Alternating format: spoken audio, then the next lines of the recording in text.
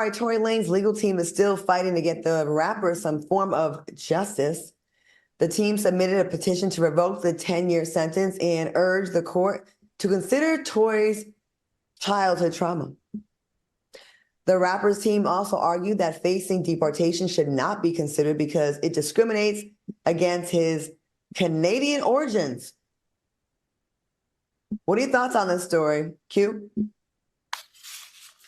I mean, listen, it's all bogus and a bunch of BS. We can all see through it, but the lawyers are doing what they're supposed to do. You know, the sad part about it is, you know, Tory, his team, his family are so desperate for his freedom that they are really just spending money at this point for long shots. I mean, you not what were they trying to say? Abuse as a childhood and some other mental stuff. Yeah, I don't think anybody in their right mind, jury, judge, parole committee, is going to buy that.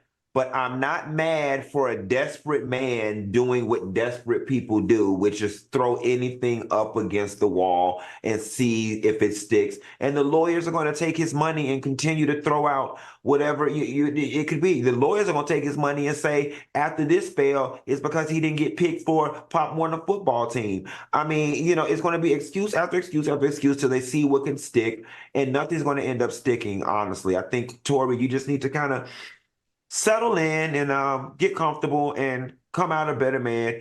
10 years ain't that long of it. It is a long time, but it says the man that's able to still go on yachts every weekend. Right. I was gonna say it ain't that long of a time. I mean, yeah, it is. It's a whole decade. I mean, but lawyers, I get they're doing their job, but they ought to be ashamed of themselves. I've heard of some reaches, but his Canadian origins, he's being discriminated against from being from Canada, the friendliest country in the world. Al, what do you think about these attempts? Yeah, I mean, I think he's doing what he's supposed to do, guys. He's in jail for 10 years. He's going to try every angle that he could possibly get. And I also hear they're trying to introduce the letter from the driver as well, his affidavit. So we'll see. Does he have mandatory time? Does anybody know? Does he have to serve the entire 10? Because it seems like to me with good behavior, he may be out sooner. But regardless of that, the state of California, they want this conviction. So he's good as sealed because California is the strictest state in the union when it comes to gun laws. And it's super strict when it comes to illegal gun possession. So he is just stuck like Chuck until he pays a lawyer to figure out a loophole to get him out, or he gets released on good behavior or something. I get them doing this now that he's in there, right? Because like Funky said, you got 10 years. You got what else you got to do but to try to get out.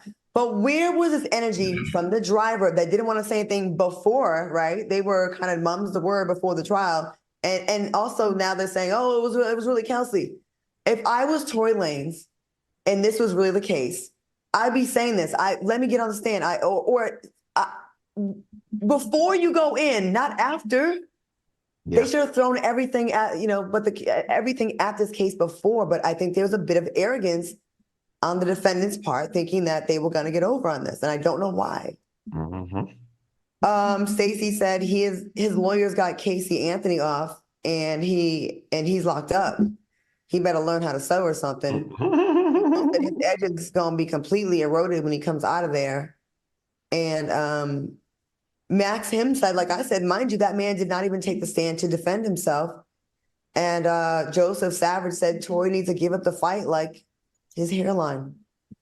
And it's funny because he didn't take the stand to defend himself because that attorney knew they could not ask the question, did you shoot that girl? He say no, and then he'd be in prison and add in a perjury charge to those other charges. He didn't take that damn stand because they knew he could not stand up in cross-examination.